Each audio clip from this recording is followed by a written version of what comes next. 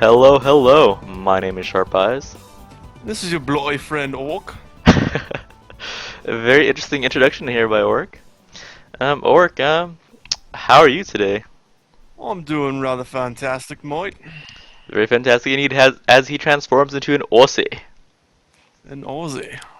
Absolutely. Now, welcome to another episode of You Play We Cast, where you play games and we just cast them for fun. For sure, for sure. I mean, what is more fun than that? Can you tell me right now? You can't. Um, No, you can't. all right. That seals the deal here. Right? And without further ado, let's get started. This game was played on May 14th,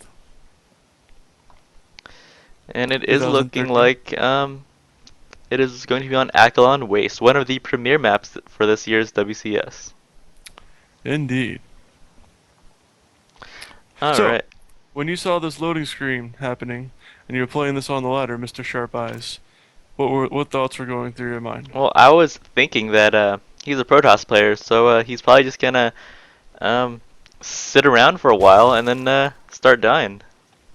Yep, yep. Or he was gonna sit around for a while and then just win, because that's all Protosses do. Absolutely. It's either or. Indeed. Alright, spawning as the blue Protoss player, we have SetoKaiba.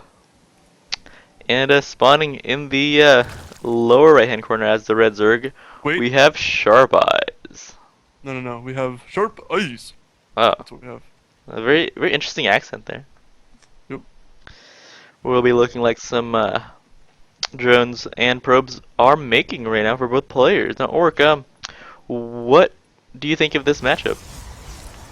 This matchup currently in the current metagame, I think, oh, well, there was a crazy game on this morning, the day that we're casting this, and it was an hour-long game, on this matchup, and basically, Protoss had the Skytoss army that everybody complains about, specifically Zergs, and the Zerg basically just threw an army at him, pretty much lost everything in the process, but then just remaxed on Broodlord Corruptor and won the game. So I don't know. I think Zergs just cry and bitch too much because they're the most BM race anyway.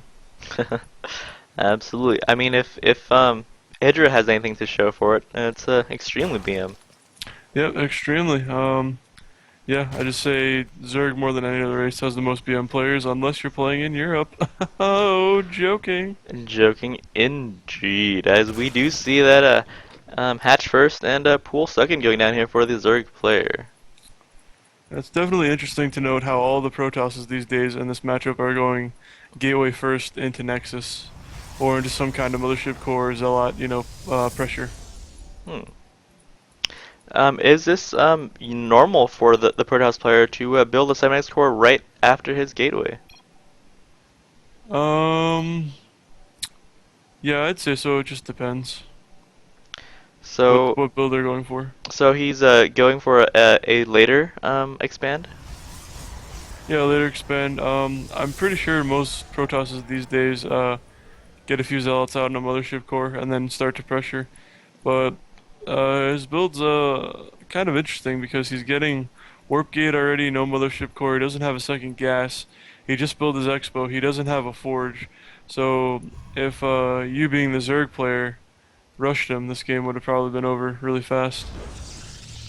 And it does look like he actually has no defenses at this point with a very late forge. Very late Forge indeed, yeah. No units and it's 5 minutes already into the game. Not even a cannon. That's pretty surprising.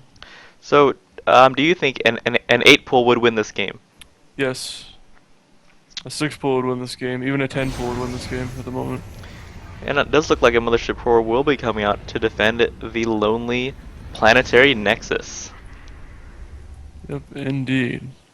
He has a nice wall, our Protoss player.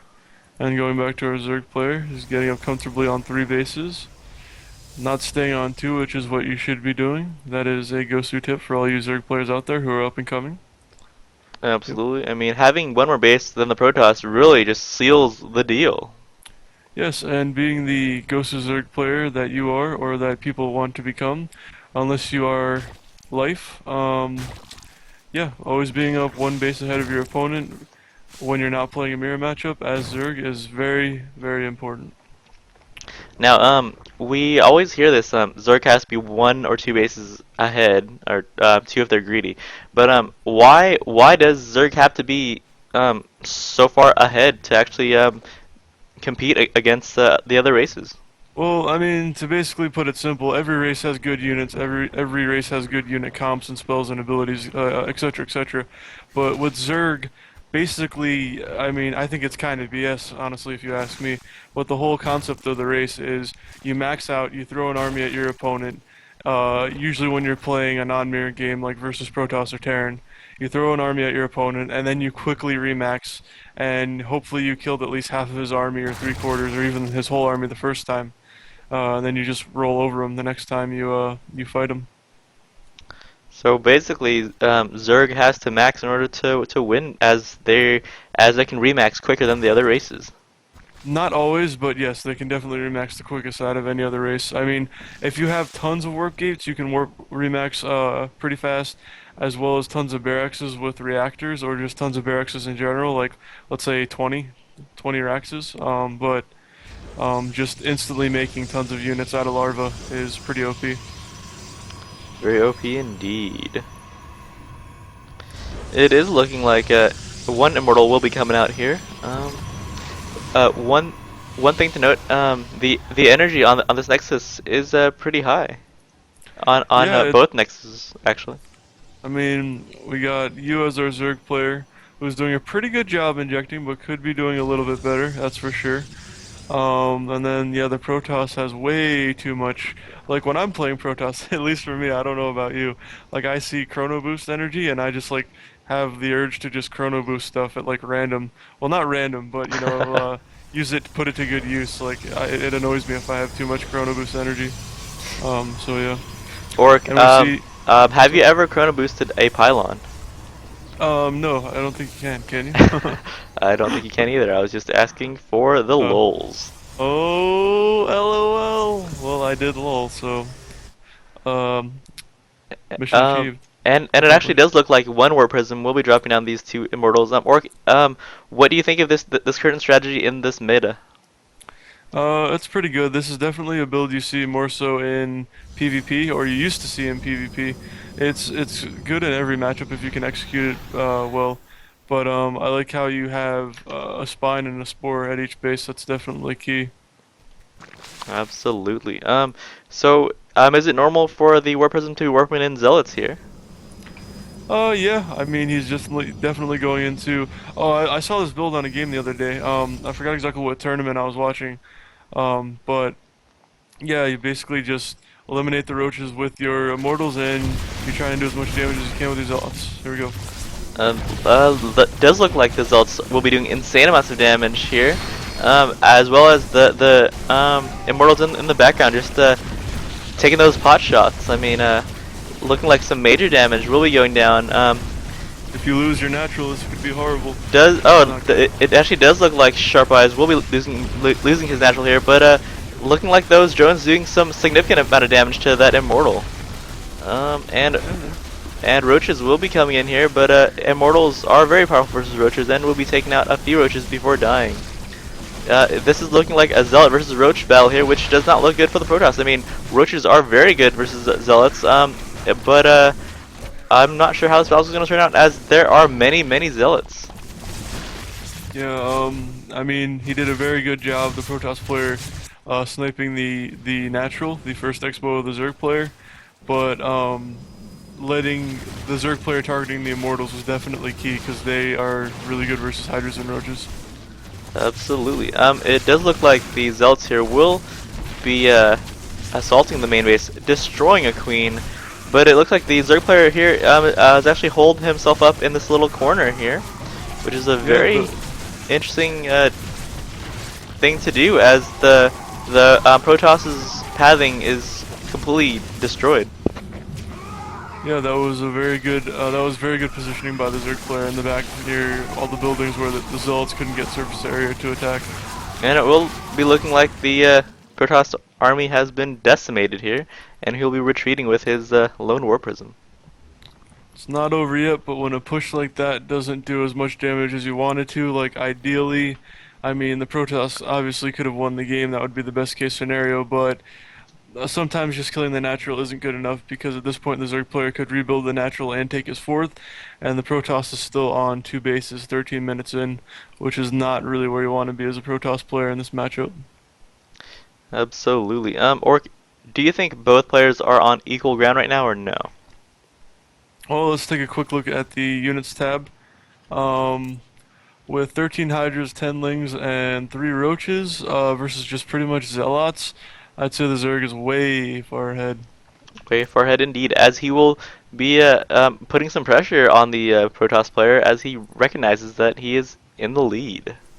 Also, well, the upgrades are, yeah, you have range attack 1, and the Protoss has 1 attack as well, but Protoss should always be ahead. And it is looking like the Zerg army will be taking out the Protoss units here without repercussion, as Zelts are laughably bad versus Hydras. Indeed, unless they have charge, in which case they're still pretty bad. And it will be looking like SharpEyez moving in here. War Prism will be going down those That was units. a nice snipe. So, Orc, does the Protoss get refunded for that or no? Yes, he gets refunded, but he has to wait for the cooldown to be up again. Absolutely. And there is no GG in this game as the Protoss has simply raged. He pulled an orc.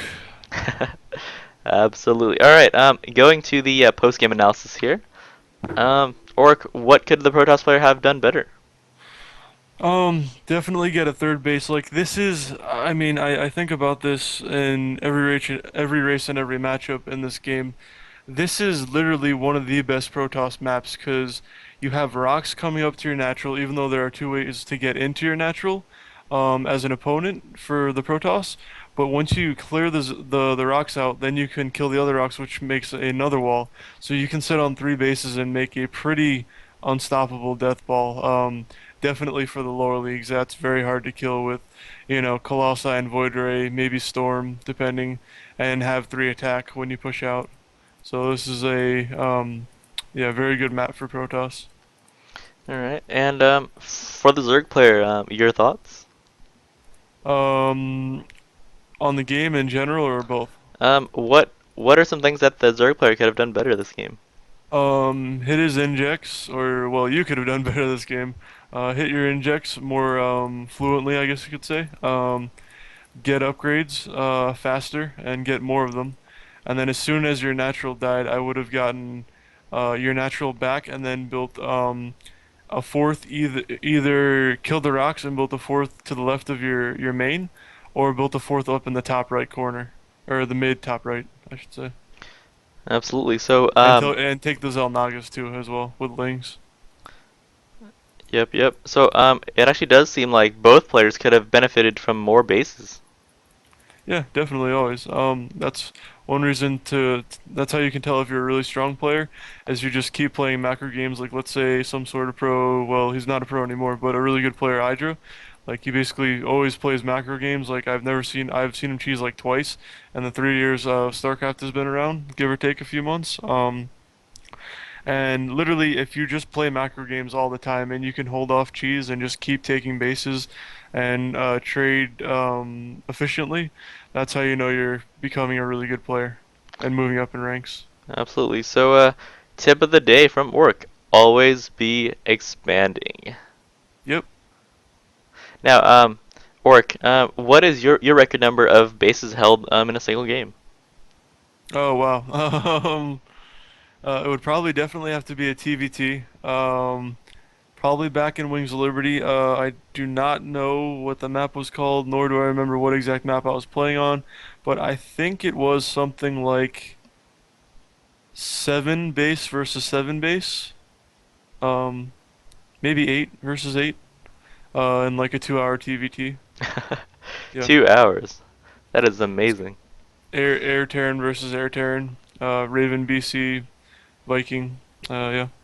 I actually kind of wish that you had that replay. Yeah, I probably do somewhere, but I didn't have a custom name for it, so unfortunately I can't find it at this time.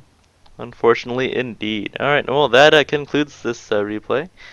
Um, my name is SharpEyez, And this is Orc. and we are signing off.